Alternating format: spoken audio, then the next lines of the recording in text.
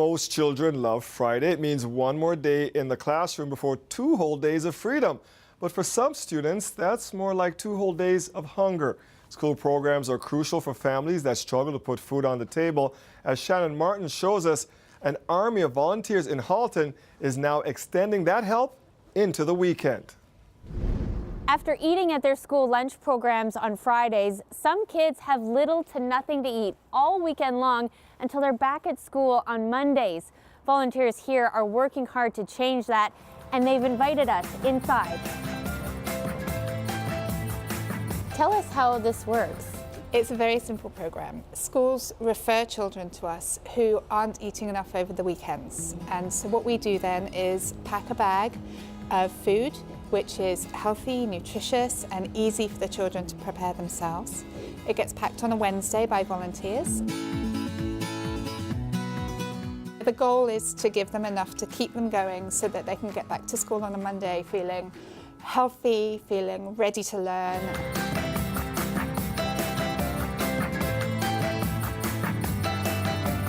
Hi Shannon, I'm Elaine Forbes, a volunteer driver with Food for Kids. Yes, we're going to tag along with you so you can put me to work. Wonderful.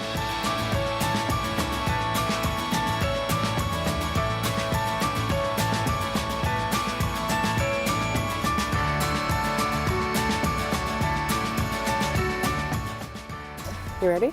Yeah.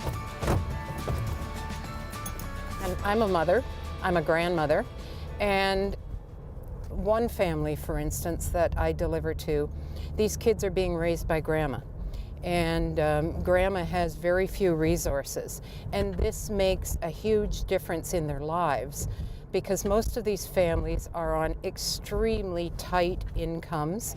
So can you tell us a little bit about the school we're going to? The school we're going to is my biggest delivery. It's surrounded by homes that start at probably, I don't know, $2 million and go up, and yet this is my biggest delivery. Wow. Just on the other side of the main intersection from the school is a large geared to income townhouse complex, and the children all come from that complex. They're surrounded by children that are covered in logos and carrying all the latest electronics, and these kids aren't even eating enough on the weekends.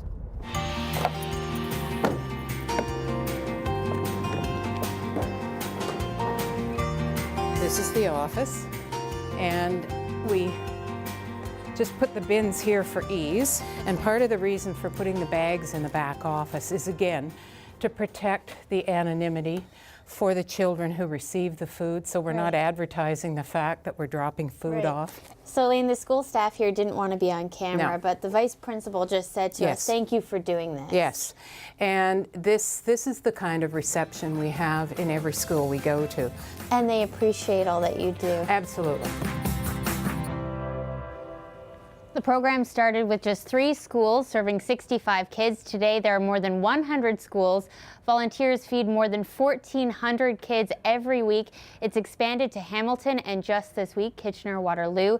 But there's such a big demand, Dwight. There are more than 400 kids on the wait list. I believe it. I work with a similar program here in Toronto, and you can't learn on an empty stomach. And what's been great, though, is the response to your story on this. Right, so it started this morning on CBC Radio. We did a little radio piece. We put it on cbc.ca/Toronto. A Toronto company has reached out to them in Halton. They want to get involved.